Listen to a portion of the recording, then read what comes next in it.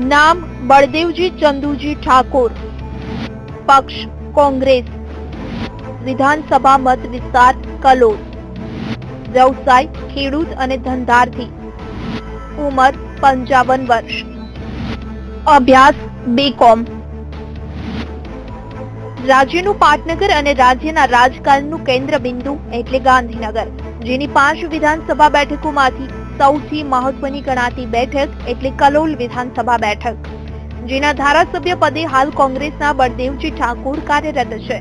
તેઓએ વર્ષ 2012માં કલોલ વિધાનસભા ચૂંટણી લડતા પહેલા મહેસાણાને પોતાનું કાર્યક્ષેત્ર બનાવ્યું હતું અને એક સમયે તેઓ મહેસાણા જિલ્લા કોંગ્રેસ અને કડી તાલુકા પંચાયતના પ્રમુખ પદે પણ રહી ચૂકેલા। જો કે વર્ષ 2012ની વિધાનસભાની ચૂંટણીમાં કોંગ્રેસે કલોલ બેઠક ઉપર બળદેવજી ઠાકોરને ટિકિટ આપી અને ભાજપના ઉમેદવાર ડોક્ટર અતુલ પટેલને પરાજિત કરી તેઓ ધારાસભ્ય બન્યા। ત્યારે તેમણે 1,75,000ની મિલકત જાહેર કરી હતી। વર્ષ 2012ની ચૂંટણીમાં ભાજપના ઉમેદવાર ડોક્ટર અતુલ પટેલ સામે કોંગ્રેસે કલોલ વિધાનસભા બેઠક પર બળદેવજી ઠાકોરને મેદાનમાં ઉતાર્યા, જેમાં બળદેવજી ઠાકોરને 64,757 મત મળ્યા, જ્યારે ભાજપના ડોક્ટર અતુલ પટેલને 64,414 મત મળ્યા। આમ ભારે રસ્સાકસી બાદ બળદેવજીએ બાજી મારી।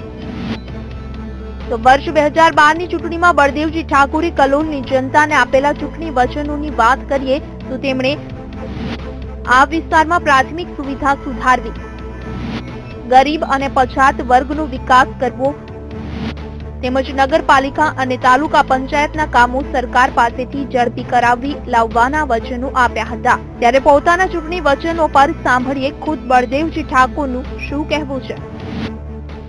મારા મત વિસ્તારની અંદર તાલુકા પંચાયત અમારી આવ્યા પછી લગભગ તાલુકા પંચાયતમાંથી અમે 2.5 કરોડ રૂપિયાના વિકાસના કામો કર્યા સ્વભંડોળમાંથી।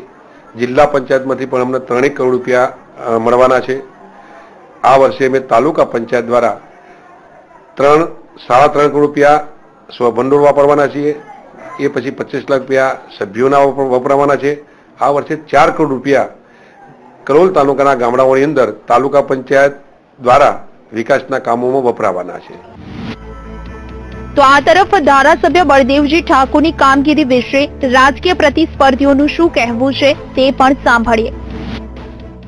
કડીમાં હાર થયા પછી કલોલની સીટ પસંદ કરી અને નજીવા વોટે લગભગ 300 વોટે બળદેવજી મારાથી જીત થઈ, પરંતુ એમને આ 5 વર્ષ થવા આવ્યા। 5 વર્ષમાં એમને લોક ઉપયોગી અને તાલુકાની જે સીટ છે વિધાનસભાની એના માટે કોઈ જ કામ કર્યા નથી। તો કલોલમાં ધારાસભ્ય પદે કાર્યરત બળદેવજી ઠાકોરને 4 વર્ષ પૂર્ણ થઈ ચૂક્યા છે। ત્યારે તેમને મળતી ગ્રાન્ટની વાત કરીએ તો વર્ષ 2013-14માં તેમને 50 લાખની ગ્રાન્ટ ફાળવાઈ હતી, જેનો પૂર્ણ ખર્ચ કર્યો। તો વર્ષ 2014-15માં તેમને 1 કરોડની ગ્રાન્ટ ફાળવાઈ, જે સંપૂર્ણ ખર્ચ કરી હોવાનો દાવો કર્યો છે। આ ઉપરાંત સરકાર દ્વારા મળતી ગ્રાન્ટમાંથી વધુ ગ્રાન્ટ વાપરીને તેઓ 50 લાખ માઇનસમાં ચાલી રહ્યા છે। ત્યારે કલોલમાં તેમણે કરેલા કાર્યો વિશે શું કહેવું છે જનતાનું તે પણ સાંભળીએ। કોઈ કામ બરોબર કોઈ કરતા નથી, પાણી કચરો બધું બહુ પડી રહે છે, કોઈ જાતનું પાણીની બોમાબોમ અને રોડ કોઈ સાફ નહીં રહેતા શું અને બોલાવીએ કોઈ સાંભળતું નથી અમારું। એના કરતાં અમારે ભાજપ સરકાર સારી। એમની બળદેવજી એમની કામગીરી સારી છે, વિકાસ સારો કર્યો છે એમને। બળદેવજીએ કલોલ તાલુકામાં રોડ રસ્તા પંચાયત ઘર અને ઘણા વિકાસના કામો એમને કર્યા છે અને એવી રીતે કર્યા કે જેને એમને જે જરૂરિયાત હતી જે કામોને એ બળદેવજીએ કર્યા છે।